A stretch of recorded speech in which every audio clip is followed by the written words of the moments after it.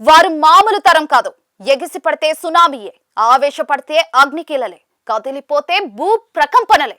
దూకుడు వారి నైజం, ధర్మగ్రహం వారి అసలు లక్షణం. వారు వీరు అన్న తేడాలు అసలు లేనేలేవు. ఎవరైనా వారికొక్కటే.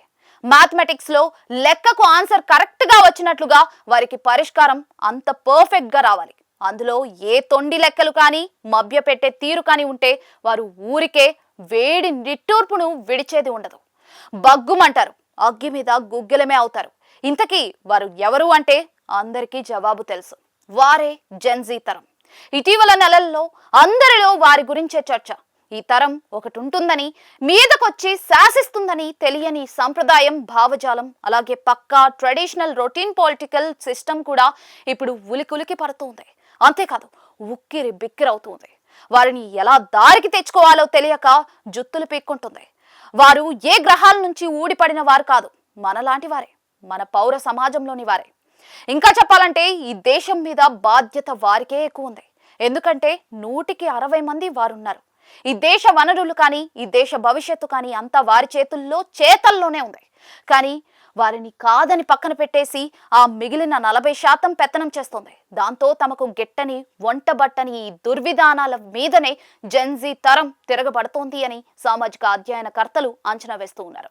వారి వేవ్ లెంత్ ని మ్యాచ్ చేయడం ప్రస్తుతం ఉన్న ట్రెడిషనల్ పొలిటీషియన్ల వల్ల అవుతుందా అన్నదే అతిపెద్ద ప్రశ్నగా ఉంది. జెన్జీ తరానికి నిజాయితీ మూలం.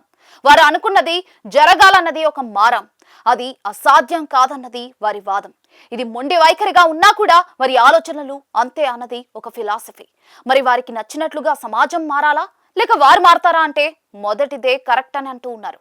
ఎందుకంటే వారు మారేది ఉండదు. వారు కొత్త తరం, వారిది మరింత కాలం జీవితం.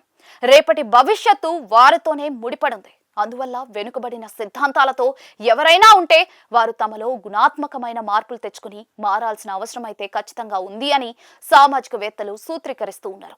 ఈ రోజున దేశంలో అంతా జెన్జీ జపం చేస్తూ ఉన్నారు. వారితోనే అంతా అంటూ ఉన్నారు. వారు మంచి వారు, మన వారే అని అంటూ ఉన్నారు. ఇలా వారి చుట్టూనే రాజకీయ పార్టీలు, నేతలతో పాటు ఇతర సామాజిక సంస్థలు కూడా గట్టిగా మాట్లాడుతూ ఉన్నారు.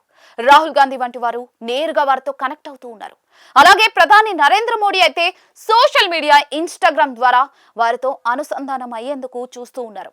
ఇక ఆర్ఎస్ఎస్ చీఫ్ మోహన్ భగవత్ అయితే జెన్జీ గురించి ఆసక్తికరమైన వ్యాఖ్యలు చేశారు. ఇక తాజాగా ముంబైలో జరిగిన యువజన సదస్సులో RSS chief Mohan Bhagwat Gen Z తరంపై సానుకూల వ్యాఖ్యలు చేశారు. నిరసనలు తెలిపే యువతను దేశ ద్రోహులుగా చూడకూడదని, వారి ఆందోళనల్లో నిజాయితీ ఉందని ఆయన స్పష్టం చేశారు. ప్రజాస్వామ్యంలో నిరసన తెలపడం ఒక భాగమని, యువత గొంతును అణచివేయకుండా చర్చల ద్వారా వారి సమస్యలను పరిష్కరించాలని పేర్కొన్నారు. జెన్జీ, జెన్ ఆల్ఫా తరాలు చాలా నిజాయితీ గలవని, తాను ఈ యువతను పూర్తిగా విశ్వసిస్తానని చెప్పుకొచ్చారు. పెద్దలు చెప్పిన ప్రతి దాన్ని గట్టిగా నమ్మకుండా నేటి యువత ప్రతి విషయాన్ని తార్కికంగా ప్రశ్నించి తగిన తర్కం కోసం చూస్తూ ఉన్నారని తెలిపారు. విద్య అనేది వ్యాపారంగా మారకూడదని, అందరికీ అందుబాటులో ఉండాలని అభిప్రాయపడ్డారు. మొత్తం మీద అందరూ జెన్జీని పొగుడుతూ ఉన్నారు. వారిది కరెక్ట్ అని అంటూ ఉన్నారు. మరి జెన్జీ ఏమనుకుంటోంది అన్నదే చూడాల్సిందే. అదే అసలైన పాయింట్ కూడా.